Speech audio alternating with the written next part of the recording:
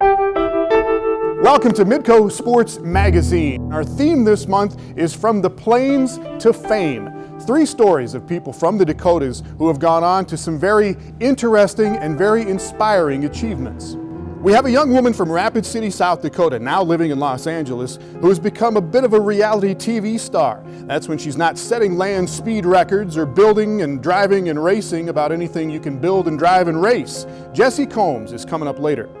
So is Kent Kadich. His connection is that he was once a Coyote, a basketball player at the University of South Dakota who has gone on to become the yoga guy for the National Basketball Association. But we start with a true American legend. This year marks the 50th anniversary of Billy Mills' stunning victory in 1964 at the Olympic Games in Tokyo in his race in the 10,000 meters. Mills was born in Pine Ridge, South Dakota, and his story is as compelling now as it was a half-century ago. Billy Mills grew up in a time and a place that did not exactly foster and fuel the dreams of young Native Americans. As a kid on the Pine Ridge Reservation in the 1940s, he saw the worst of what the world could be. It was more racial poverty. I've gone in as a child, restaurants in the state of South Dakota, with my dad waiting 45, 50 minutes before we're served. I've gone in where they wouldn't serve us. I've gone in where you're harassed. And that was not South Dakota, that was America. So how does a young man with so many odds and obstacles stacked up against him go on to pull off one of the greatest Olympic upsets of the 20th century? It really all comes down to spirit and survival and strength. Mills is a member of every Hall of Fame you can think of. He has earned every award you can imagine. But none of that, of course, was even a thought to him 50 years ago.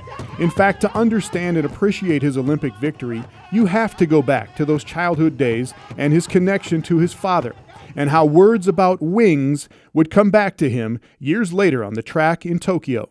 There were 2 races. One race, I was trying to heal a broken soul. My dad told me I had broken wings. You do these things, son. Someday you can have wings of an eagle. Even after that encounter and early encouragement as a young boy, Mills would still struggle with the world and with himself, most notably as a college student in the late 1950s at the University of Kansas. I was not able to join a fraternity. Said, you can't join, you're Indian. There's absolutely nothing you can contribute. That was not the University of Kansas, that was America. And it challenged me, broke me. I know what it feels like to be broken inside. Came so close to suicide, only to hear my dad's words, not through my ears, but energy underneath my skin, just movement that spoke, don't, don't. The 4th time, just gentle, but powerful, loving, caring, don't. I'm crying, I get off the chair, and I remember him telling me, you need a dream to heal a broken soul. I wrote down my dream instead of jumping. I made a choice. I wrote down gold medal, 10,000 meter run. One more flashback before that gold medal race. Mills tells his story about a race he ran a year before the Tokyo Games in Belgium in 1963, where he meets a competitor who, like Mills' father, would change Mills' life with some simple words. 80 meters to go, boom. This runner goes by, blows us away, wins the race. Mohamed Gamoudi from Tunisia. We go for a run the next day and he said, more speed. He speaks Arabic and French. Billy, more speed. And I practiced speed for a year. When I went in Tokyo, Billy, too much speed. Tokyo Games 1964, the 10,000 meters, a race never before won by an American male. With 1 lap to go, Mills takes the lead, going past world record holder Ron Clark. Clark pushes Mills to the outside, but Mills recovers. His friend Gamoudi surges to the front with Clark just behind him. Mills keeps them within reach. And then, one final try coming off the curve. They're 8, 9, 10, maybe 12 yards ahead of me, 120 meters to go. Now, to make up 12 yards and 120 meters is a lot. Now, I've got to go now.